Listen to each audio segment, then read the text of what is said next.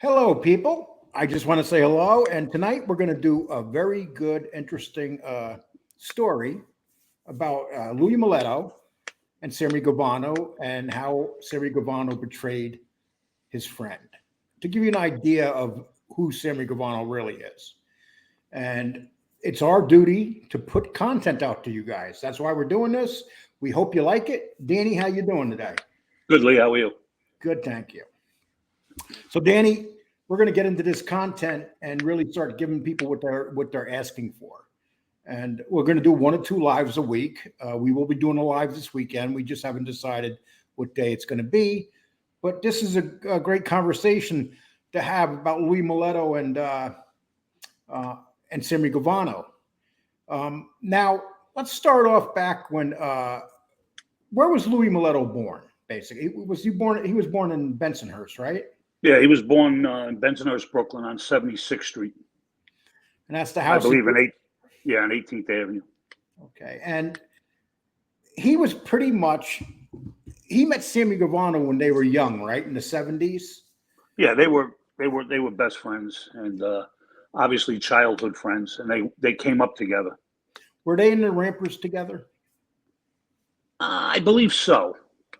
Okay, because I'm not too sure about that. I just wanted to know that. But, he might not have been a member, but I'm sure he hung out with them. And so now you had Sammy Gravano. This is Sammy Gravano. And as we all know, Sammy Gravano's more famous now than he's ever been, including when he was in the mob. So, but there's a lot of stories he's putting out there, Danny. And one of them is on Louie Milito, why he was killed. And there's some contradiction on why he was killed. Pretty much, he was killed. When he was killed, do you think that it is why Sammy said it is on his show? Sammy says that he was killed because John Gotti ordered it. But then in John Gotti never ordered it. And, to back up what you're saying, Danny, in 1989, when they caught John Gotti on tape, John Gotti was saying that he didn't order it. It was Sammy's, pretty much Sammy's thing. And Sure. So, we have to understand that Louie Milito, I'm going to show you a few pictures of Louie Milito right here. And he was a gun enthusiast, wasn't he? And a hunter. Yeah, and a hunter, correct. Yeah, he had a lot of guns. And who was he married to, Louie? Linda Milito. And she wrote a book about her husband? Yeah, it was a pretty good book. I've read it. I thought it was a well-written book, and there were some good topics that she covered in there in regards to Sammy. I think overall it was a decent book. What was her overall opinion on the disappearance and murder of her husband? Well, I believe, and I'm not putting words in her mouth, but I believe she knew it was Gravano all along. Yeah, and she also said Gravano gave her $5,000 and told her never to contact him again. Correct. He denies that. Yeah. Well, yeah. Well, you got to consider the source. Gravano is a completely narcissistic rat, and all his stories are contradictory. And just listen to him. And he embellishes, he lies, he tries to separate himself from what he did or his reasoning on why he did it.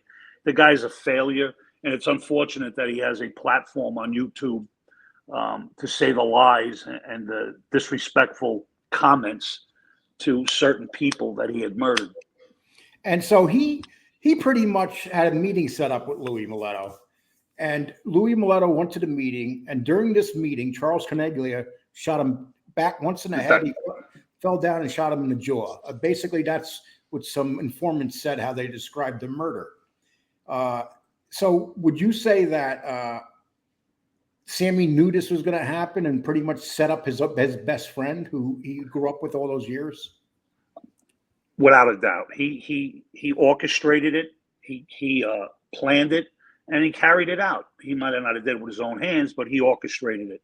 And again, here you go. The reasoning in my mind and my belief why Sammy did what he did was because Louie was a threat to him.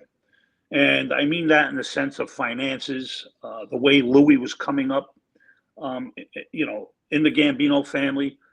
He was very well liked. He made a lot of money. He was a big loan shark. He had a lot of construction endeavors. And Sammy saw him as a threat. And that's why Sammy obviously murdered him. And so this guy who supposedly is his best friend, he's very good friends with Louie Milito's wife and also Louie Milito's child. Correct. And pretty much he gave the wife $5,000, said, don't contact me no more. And also, he never talked to that little kid that he went over to the house and played with all the time and acted like an uncle. Exactly. But he made the body disappear. Why don't you think that he would just leave the body, put it on the corner somewhere? This is his best friend here. Give your friend a burial at least. Let his family bury him. Well, I think, contrary to what a lot of people believe, I think that Gravano had some kind of what's the word I'm looking for? I don't know what the word is. He was ashamed of what he did. So he tried to, instead of leaving him in the street like a normal wise guy would to send a message, the reasoning behind him not showing or getting rid of the body and nobody, because he felt a certain way about what he did. Now that's just my belief. I could be dead wrong, but typically when somebody does that, there's a reasoning behind it. And I think that's what it was. And so he pretty much said when Castellano was killed, this is what Sammy claims in his show now. He did a video where he said that Castellano was very close to Louie. And he did. And when Sammy Gravano wanted to go from the Colombos into the Gambinos, he didn't want to do it. Castellano said no, he didn't trust him.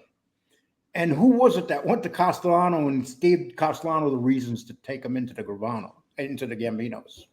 Right. We all know the answer. So, when they were in the Gambino crime family, particularly Sammy was under a guy by the name of Tato Orello, who was an old-time gangster and a very well-revered member of the mafia. And Louie was also in the same crew. And Louie Tato was Gravano's mentor, and that's where Gravano gravitated to and learned a lot of what he learned a lot of what he did throughout his life as far as crime. And here's what Gravano says about the killing. He says Gravano in his first book claimed he was twice able to deflect contracts put on his close friend and fellow Gambino soldier Louie Milito. When Gotti ordered the third hit, I was sick, but I had to agree to it. Now, once again, that's a Sammy thing. Nobody's around to, but it just so happened that it was on tape. And Gotti in 1989 said what? Just so we get it. What did Gotti say in 1989 in his tape? Right. He said he knew nothing about it, and he didn't per se order nothing. He knew nothing about Louie getting killed. And again, this is what Gravano did because he was, underboss, and he did a lot of things contrary to what people believe, because everybody believes Gotti knew everything. Gravano acted on his own and fed John Gotti Sr. a lot of lies to facilitate whatever he was going to do. Okay, and we're going to get to the Alan Kaiser murder now. And as everybody knows, Alan Kaiser was a 16-year-old kid. He witnessed a shooting, and he was executed. And Sammy Gravano laid it at the door of Louie Milito, of course, because Louie's dead. But the fact of the matter was, when Sammy Gravano did his first confession, his first 302, he never mentioned Louie Milito in the 302. And then when the FBI and Joy Faraci said this, that when the FBI came to the mother's door, and this is almost 20 years later, they had no idea who murdered Alan Kaiser, her son. And when they came to the door, they basically said, Sammy Gravano admitted killing your son. They never said Sammy Gravano said him and Louie Milito did it. They said Sammy Gravano did it. Correct. And again, it goes back to what I said before. Gravano paints himself, this picture that he separates himself from things, and he passes the blame on other people, which is a typical rat move. That's what they do. They pass the buck. They never take ownership of what they did. And it's a shame, that this poor kid, Alan Kaiser, had to be killed at the hands of a rat bum piece of shit. And to give you an idea what type of human being Sammy Gravano is, he recently did a video where he says that Alan Kaiser was a drug addict and was running at him trying to grab the shotgun from Louie. And it was already proven that didn't happen just by the autopsy report, which has been put out, that the guy was shot from behind. So another story that if people, and with Sammy Gravano, if people research what he says on his show, there'd be a lot of lies that he's saying if you really look into his stuff. Wouldn't you say that, Danny? Yeah, when he first got out of prison and he made this podcast program, there was nothing to validate what he was saying. But as these podcasts went on, there was a lot of contradictions in points that he was making and stories that changed from when he originally started them. So again, anybody that subs to this guy's channel and listens to this bum, they need their head examined, because Sammy Gravano is nothing but a piece of shit, and he shouldn't have a say on a platform for what he did. And unfortunately, the public gives him that. And here's the people, to give you an idea who Sammy Gravano was. He was on every newspaper just like this. I'm a rat.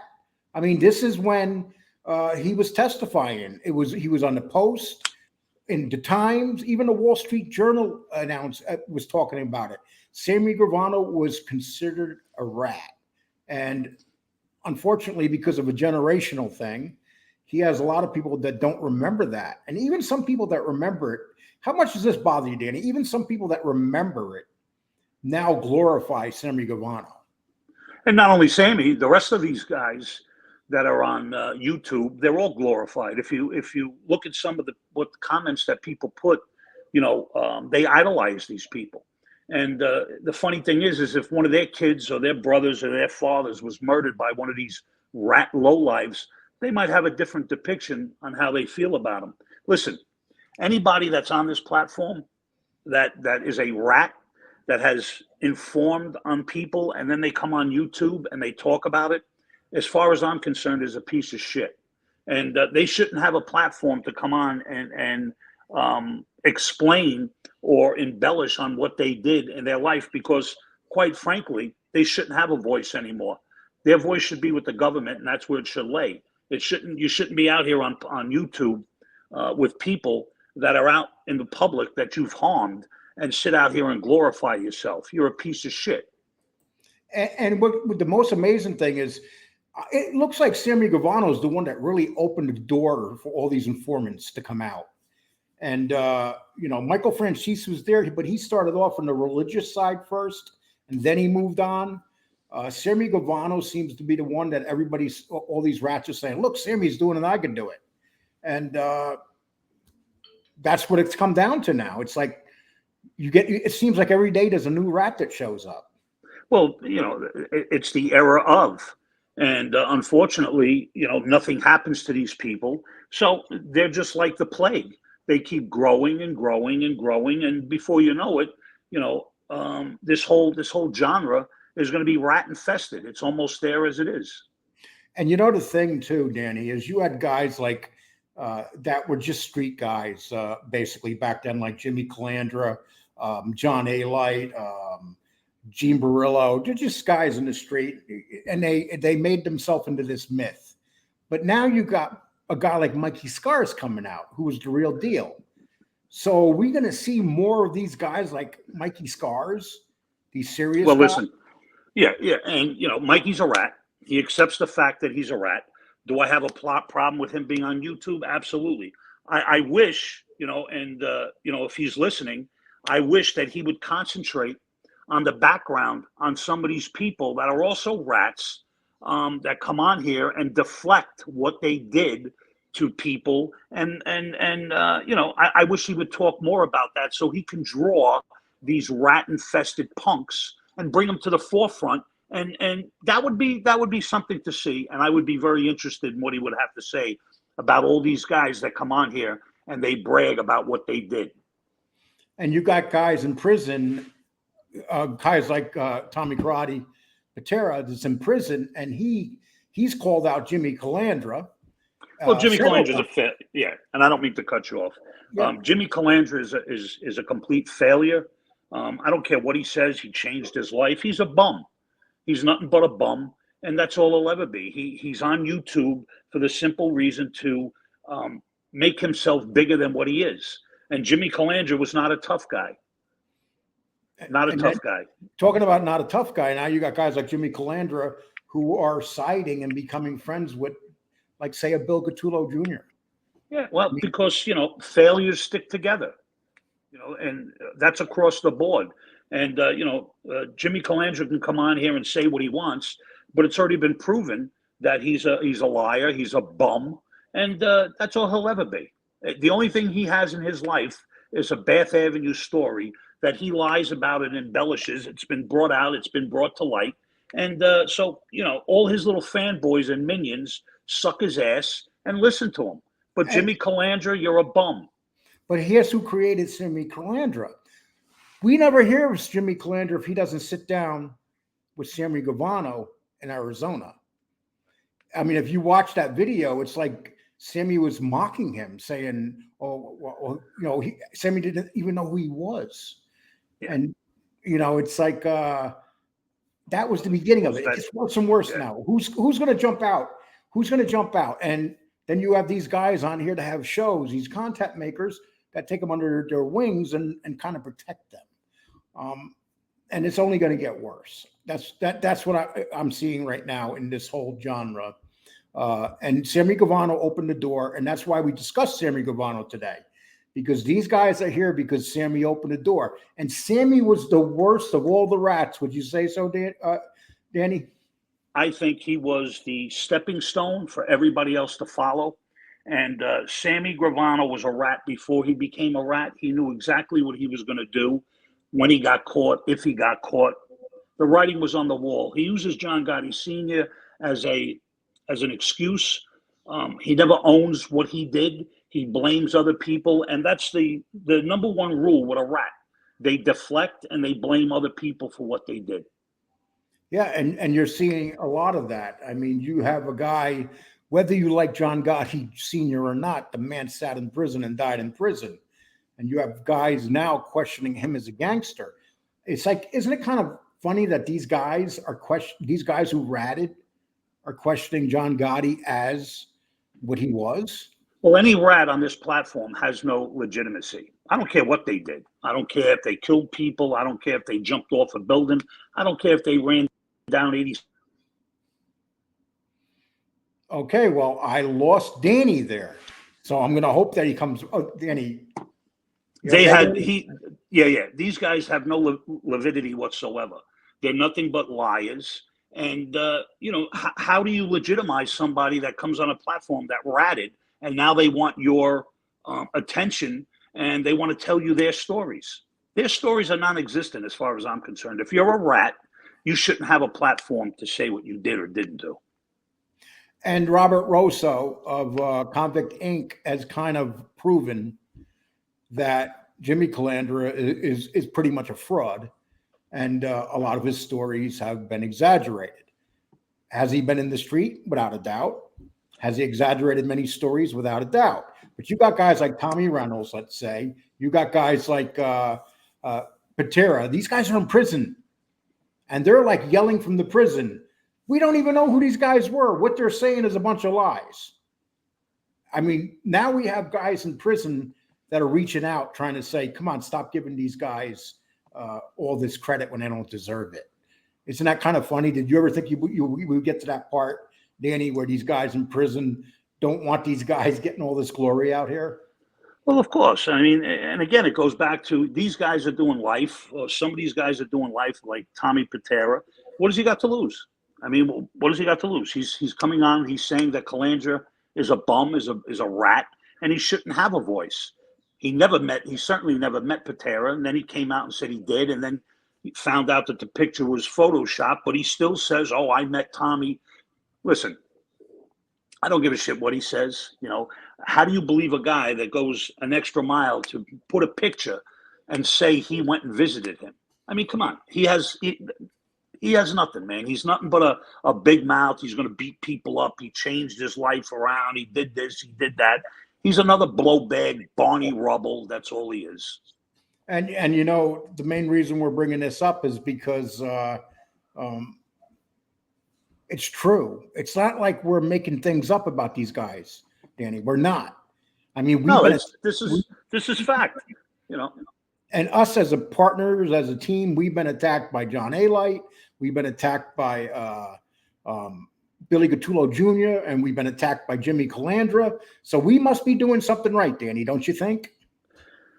Yeah, they just look for another avenue to legitimize themselves. So they go after people because they feel like, you know, that's what they need to do because somebody is coming after them.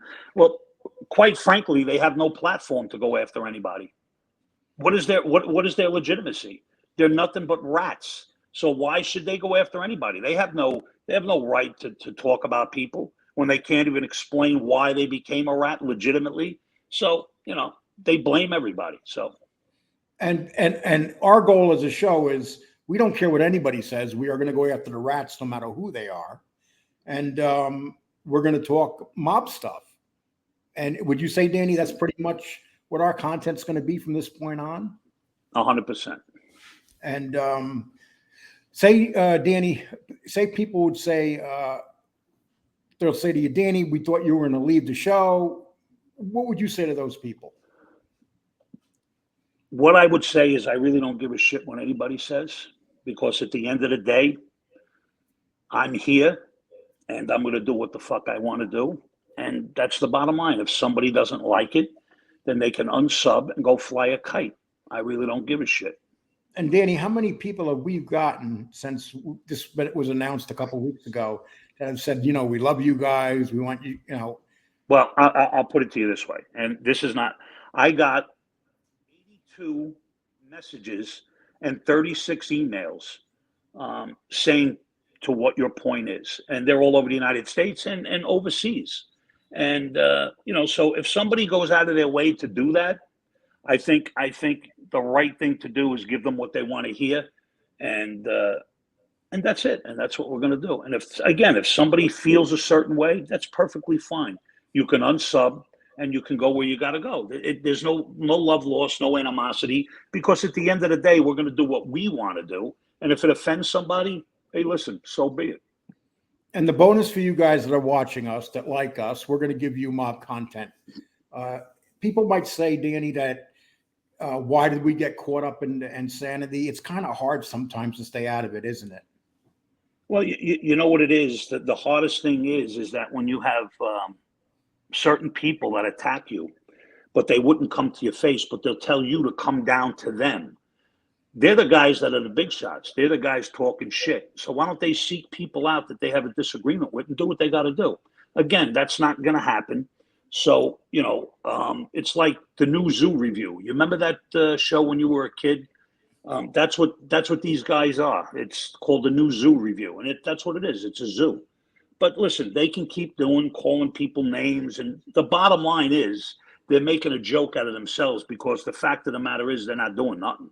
They're just talking.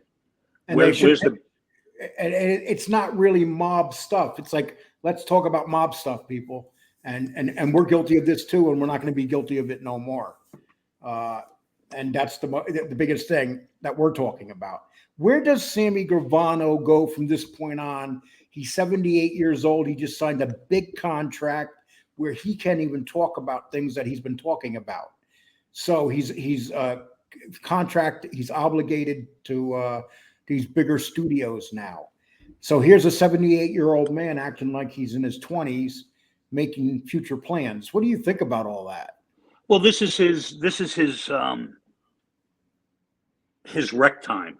And what I mean by that is he's been in jail for so many years that he's trying to gain back his middle age, what he missed out on. And Sammy's going to be Sammy. Sammy's going to make a lot of money. And it's the people that make him relevant. That's why he's so popular. But I wish people would look at him in a different light and see what he is. And he's nothing but a rat and a liar and a killer. And quite frankly, you know, that's all he is. But you guys are glorifying him. And do you really think when he goes to bed at night that he thinks that he forgives, that God is going to forgive him. I don't think so, man. I think he's going to die a miserable death, and he should, you know. He never came out and said, to this day, he never said anything. He claims he doesn't know where Charles Corneglio put the body, basically, after he was killed. Listen, Sammy knows what Sammy did, and Sammy knows where that body is. You guys, whoever watches that thinks that ain't true. He damn well knows where it is. So I agree with you 100%, Danny. And I also believe that Sammy's going to get bigger as long as God lets him stay on this earth. When he leaves this earth, his library is going to be worth a lot of money because people to this day are still watching his library like crazy. I mean, the guy gets massive views and he gets subs every day, even when he's not on. So the myth of Sammy, it's going to be a hard one to figure out in 30, 40 years from now, but he kind of has made himself look a lot better than what he is. So, I mean, we can't deny that, can we, Danny? Absolutely not. And now he's going to be, they're going to be doing a movie about his life. So I can only imagine how that's going to be if Sammy is the one giving all the information. Well, that's just it. Everybody takes what he says as the gospel, and nobody is open-minded and say, listen, this rat's nothing but a piece of shit. Why does anybody listen to him? I mean, really, why does anybody listen to him? Because he says what he did is true? I mean, a lot of the things he said, quite frankly, may be true. But there's a lot of stuff that he's saying that just doesn't, it's bullshit. And he embellishes because he wants you. How many stories can he tell before it gets, played out? You know what I mean? And how much does he remember? Do you think that his skills as an orator is basically has made him a lot of what he is? I'll give you an example. He walked in, I seen him a few months ago, like 6-7 months ago. He walked in to this rapper studio with a bunch of street guys, the serious thugs and stuff. And that's what they call themselves. And Sammy walked in there and took over the room. I was like, holy shit. Look at the way he just took over this room of tough guys, street guys. And that's what he did when he was on the street. But, you got to remember, he's a nobody now. He's hanging around people that, who would hang out with a rat? I mean, who would do that? People in Hollywood that don't realize what Sammy did on the street. Right. No, they don't care what he did. They want to be in the presence of somebody that was a underboss in a crime family, irregardless of what he did. They want to be part of that. And it's quite frankly, it's unimaginable to me. Yep, and that's Sammy people. Well, you know what? We're gonna keep these when we do these shows, Danny. We're gonna keep them at a half hour, then drop them, and this way people can watch the whole thing. So we're gonna find a nice, interesting story over the next couple of days. Drop another video, but this weekend, people, I promise you, we're gonna be doing a live. Things are really crazy right now, so we wanted to do this today and let the crazies fight. Basically. Okay, Danny, thank you very much for being here. All right, brother. I'll see you. And I'll drop this video in a little bit. So when you have this video, people, tell us underneath what you think about Sammy. Give us your opinion. And if you could think of other people that you would like us to talk about, put it underneath this video. Let us know. We have a lot of research abilities that we can look into. So if you have a story that you want to hear, let us know it, people. Danny, thank you so much. People, please hit the hell out of that like button. And if you want to donate, there's a heart underneath here. You can hit the heart and donate to the show, or you can go to my Cash App, which is up in the banner. You can go over to the Cash App up there, whatever one you want to do. But anyway, thanks a lot, Danny. I'm going to close this down and take care, people.